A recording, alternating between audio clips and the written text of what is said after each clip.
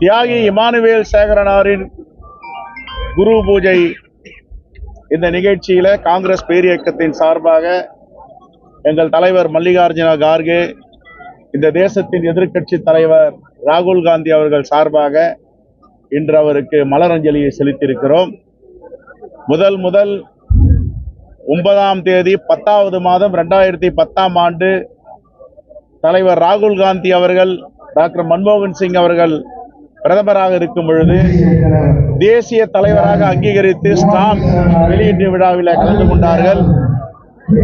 இதை முதல் இந்தியாவில் அங்கீகரித்தது காங்கிரஸ் பேரியக்க தலைவர்கள்.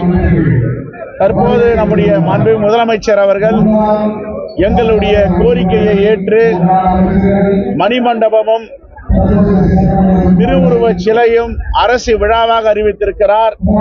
காங்கிரஸ் பேரியக்கத்தின் சார்பாக மாண்புமிகு முதலமைச்சர் அவர்களுக்கு பாராட்டுதலையும் நன்றியும் தெரிவித்துக் கொள்கிறோம்.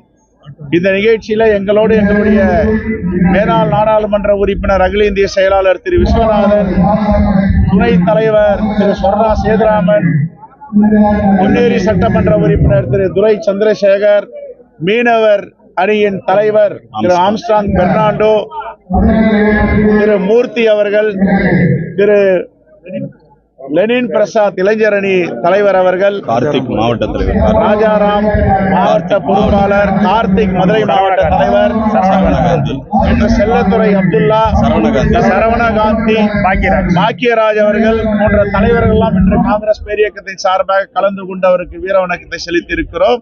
மீண்டும் ஒரு முறை 2010ஆம் ஆண்டு 10ஆம் மாதம் 9ஆம் தேதி ஸ்டாம்ப் வெளியிட்டு தேசிய தலைவராக காங்கிரஸ் பேரியக்கம் அங்கீகரித்தது. இப்பொழுது மாண்பு முதலமைச்சர் அவர்கள் மணிமண்டபமும் திருவுருவச் சிலையும் அரசு விழாவாக அறிவித்திருக்கிறார். மீண்டும் ஒரு முறை காங்கிரஸ் பேரியக்கத்தின் சார்பாக நன்றியை தெரிவித்துக் கொள்கிறோம். நன்றி.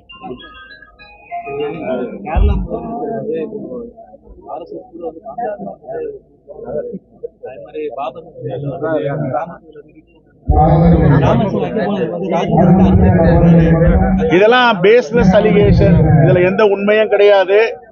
குறிப்பாக ராமநாதபுரம் காவல்துறைக்கு எங்களுடைய வேண்டுகோள், இதை சரியான முறையில் பராமரிக்க வேண்டும்.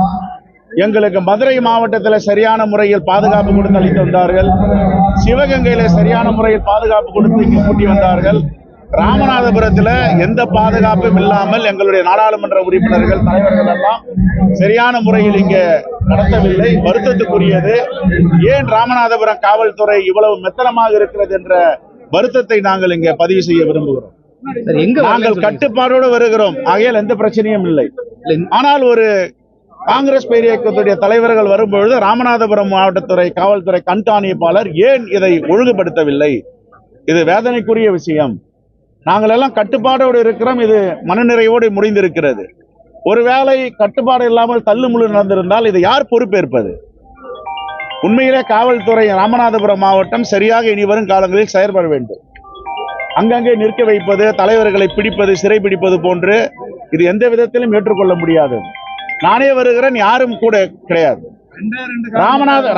சிவகங்கையில சரியான முறையில கூட்டிட்டு வராங்க, மதுரை மாவட்டம் சரியான முறையில கூட்டிட்டு வராங்க.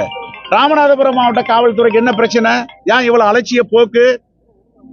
இப்போது நம்முடைய விளையாட்டுத்துறை அமைச்சர், இளைஞர் நலத்துறை அமைச்சர் வராரு. இப்ப அவர் வரும்போது அவருக்கு என்ன சரியான பாதுகாப்பு கொடுக்குறாங்கன்னு தெரியல. அதனால இதெல்லாம் மாவட்ட காவல்துறை கண்காணிப்பாளர் ஒரு முக்கியமான நிகழ்வு நடக்கும் போது தன்னுடைய கட்டுப்பாட்டில் நடத்த வேண்டும். ஏதோ அனாதைகள் வந்துட்டு போற மாதிரி வந்துட்டு போக முடியும்? பாதுகாப்பு தொய்வுங்கிறீங்களா சார்? வரக்கூடிய ஒரு பாதுகாப்பும் கிடையாது. தொய்வு இருந்தா தானே சொல்ல முடியும். ஒரு பாதுகாப்பும் இல்லைங்க. இனிமையாவது எங்களுடைய வேண்டுகோள், இனி வரும் கூட்டத்தை சரியான முறையில் கட்டுப்படுத்தி எந்த பிரச்சனையும் ஏற்படாமல் பாதுகாப்பு கொடுக்கணும்.